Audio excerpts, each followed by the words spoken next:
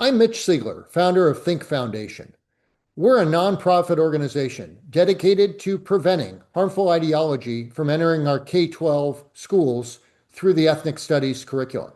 In our Think Deeply conversations, we talk with educators and parents and thought leaders on this crucial topic. Our guest on this episode of Think Deeply is Sangeetha Shankar. Sangeetha is the California Regional Director of the Hindu American Foundation, a nonprofit that advocates for the rights of the Hindu community and promotes understanding of Hinduism in America. Sangeetha has a master's in human resources from Rutgers University. She writes and blogs frequently and will be talking with us today about how divisive ideological education is doing damage to the Hindu American community. Sangeetha Shankar, welcome to Think Deeply. Thank you, Mitch. I really appreciate you having here. And I definitely feel that organizations like Think has to do more work and in collaborating with organizations like the Hindu American Foundation so that we start having conversations around what's happening in our schools and how to better help our parents in feeling like they are a part of the system and also feeling empowered about their children being in the schools. Well, thank you. I agree with you completely. To begin, share with us your personal story about growing up in India and coming to the United States to further your education. Definitely, I'll be happy to. So, like you mentioned, I was born and raised in India, and I'm an engineering graduate from one of the top engineering colleges there. And after my graduation, I worked in India, and like many, dreamed of coming to the US mainly to really tap into the expertise of academics as well as the plethora of career opportunities that are available here that truly focuses on the skill sets and the talents of the students and the employees, right?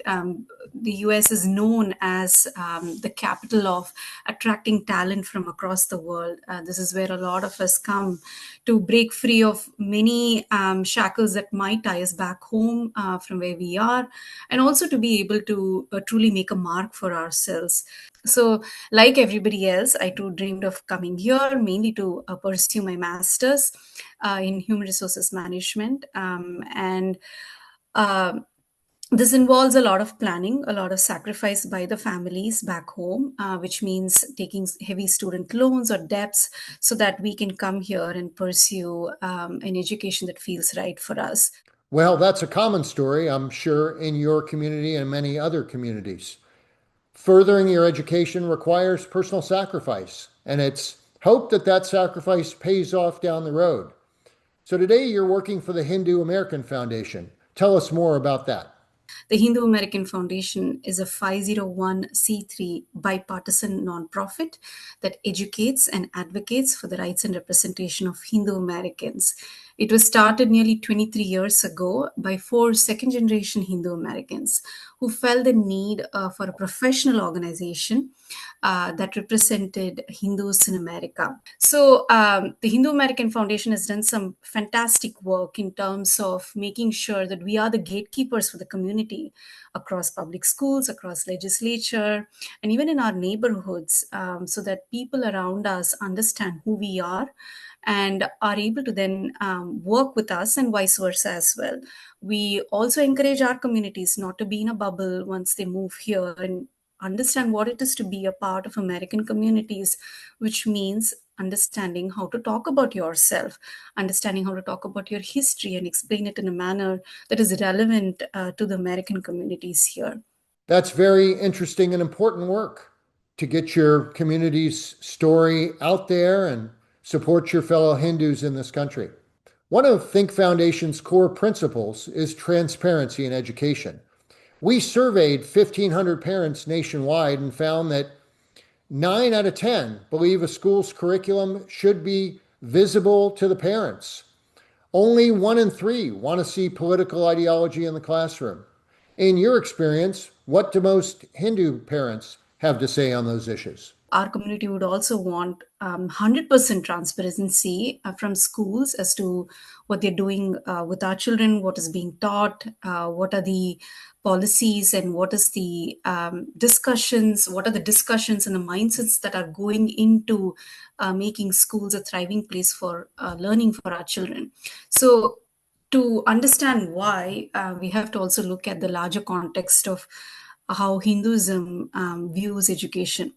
To give you an example, Acharya Devo Bhava is an ancient Sanskrit phrase that translates to the teacher is equivalent to God. And this adage from the Upanishads, one of our ancient Hindu texts, it signifies the profound respect and reverence with which teachers are regarded in the Indian culture, or rather the Hindu culture, where they are viewed as divine guides, mentors, and pillars of wisdom who shape individuals and society. So it's a part of like a larger teaching that also includes treating mothers, fathers, and guests with the same divine honor. So that gives you an idea of how much respect is given to the teacher, and how much importance is given to the work that they do.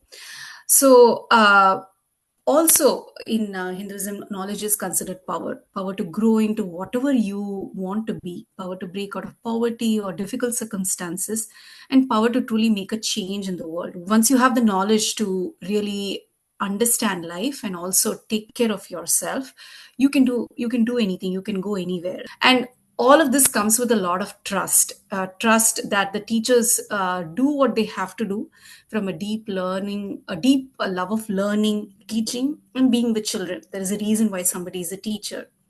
And hence, the average Hindu parent would find it very hard to digest the fact that teachers are politically motivated, or there is a lack of transparency, or that academicians or teachers are in cahoots with those who push political ideologies.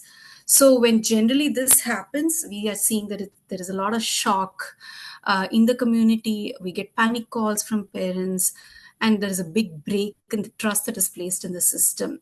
I'm sending my children to you, the teacher, and I trust that you know best. And this again relates back to how Hindus have always gone through education. So we do a lot of trainings periodically through webinars on how to be an advocate for your children in schools, and we also have developed many toolkits to guide brand new parents who have recently immigrated and are going through the first experience of sending their children to school.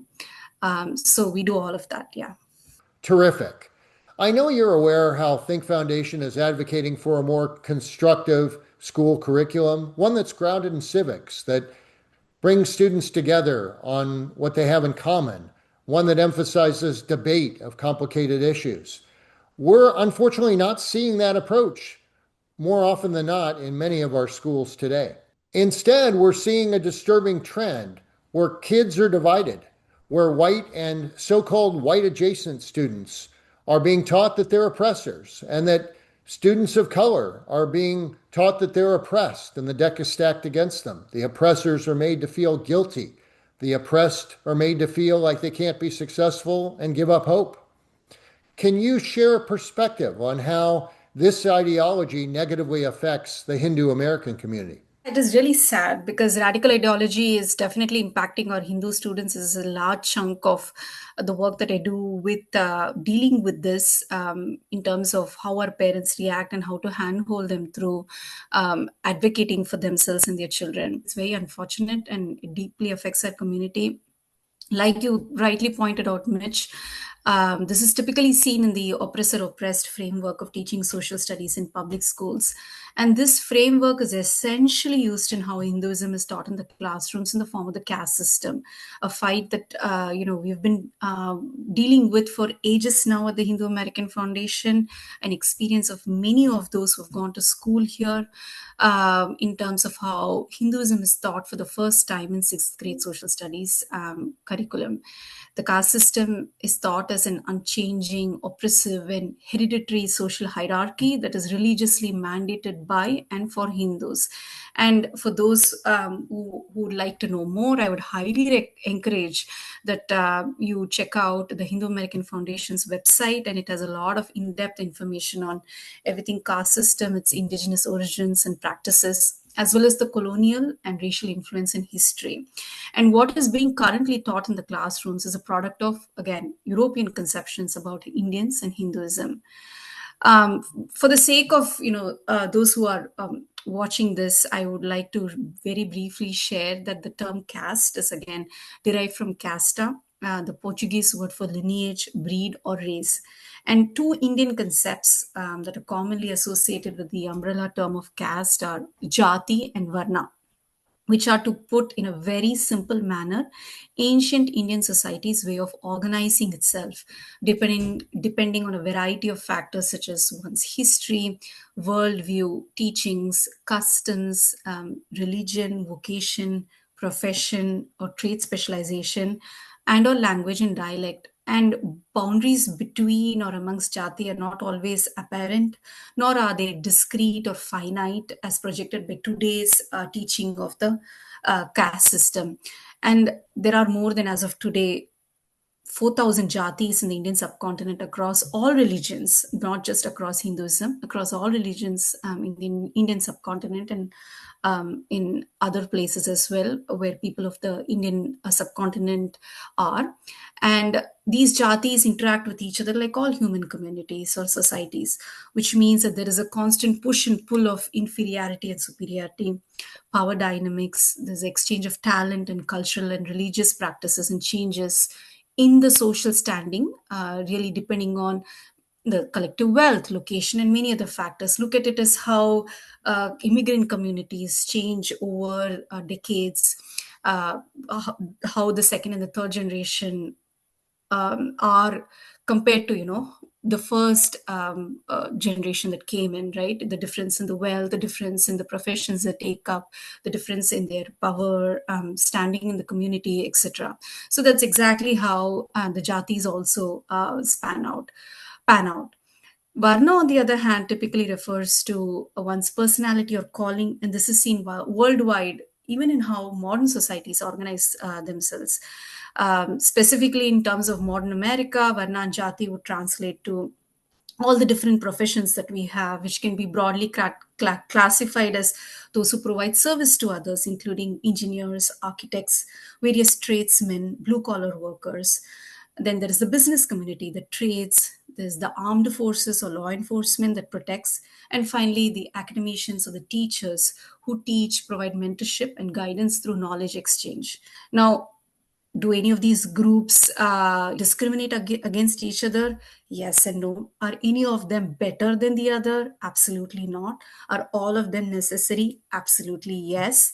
Right? Do they always get along well with each other? Well, that again depends. Could the interaction and knowledge and skills exchange be better? Again, absolutely yes. So, is there a constant shift in the power dynamics between these groups? Again, yes. Now, are we saying that we want to whitewash everything? Absolutely not. But to take just what is wrong with the system and to project it as the only identity of Hinduism is what we are having a problem with. And so many a times our Hindu students are hearing about this contrived, monolithic, divisive, permanent description of their faith in its society for the first time in their classrooms. And boy, are they shocked, because it does not even in the slightest manner reflect their families or communities here in the US and even back in India or wherever they are from in the globe, from across the world. So, as a regional director who is on the ground, I interact with families all the time, and I've heard many stories of how the caste system is taught as the sole identity of their faith and in a very negative manner. So, on top of that, when you trust them with a contrived, false understanding of an ancient faith and community that is currently thriving and contributing so much to this nation, it doesn't serve anyone and it encourages divisive mindset and wrong behaviors. So, in terms of what can be done, people are often ask me, okay, so then what can be done? Do you want to not teach about your history at all? No, definitely we should. We should talk about our histories first in understanding how different dynamics affected a certain faith and a culture. India's a country where so many different external influences have come through. Well, that's an excellent snapshot of how the oppressor oppressed framework negatively impacts a specific community. The caste system is a complex and highly nuanced idea, and it needs to be taught, explored, and discussed in a complex and nuanced way. On another issue, how do you and your community view declining graduation rates and the fall off in math and reading proficiency scores? How does all of this connect with striving for excellence, especially in education and the idea of meritocracy? Yeah. Yeah. Again, the mindset of those who come to the US, the Hindu mindset is specifically to build a better life, and a better life to that is based on education, based on gaining skills, based on understanding industry specific systems that then we take to further better the system and give out there to the community. So this means, how can I learn more? How can I conquer my weaknesses? How can I empower myself irrespective of the circumstances around me? And so obviously when schools are choosing not to create that environment, it's definitely a big letdown. When meritocracy is taken away in the name of creating equity, we are seeing that some schools are scrapping AP classes in subjects like ethnic studies, for example, was recently introduced very sloppily without any planning or budgeting. So all of this is frustrating our parents. Teachers are also not adequately trained to teach subjects like math, and California, especially, I think, is consistently lagging behind in reading and math scores. A conversation that I often hear from our Hindu parents is how disappointed they were after, parent-teacher meetings, where then they figure out, okay, so much of the curriculum has been taken away, or that the teacher herself or himself or themselves have not been trained properly to actually teach the curriculum in the classroom. And like I mentioned before, we've always looked upon the country, the US, as the destination for advancing a career in many professions, especially sciences. And so slipping down this road when it comes to academic excellence is never appreciated. Well, that's a fascinating way to end. Your community prioritizes education, puts teachers on a pedestal. And you want, as is your right, to demand excellent outcomes and results. I think we can all learn more than a little bit from that ethic. Yes.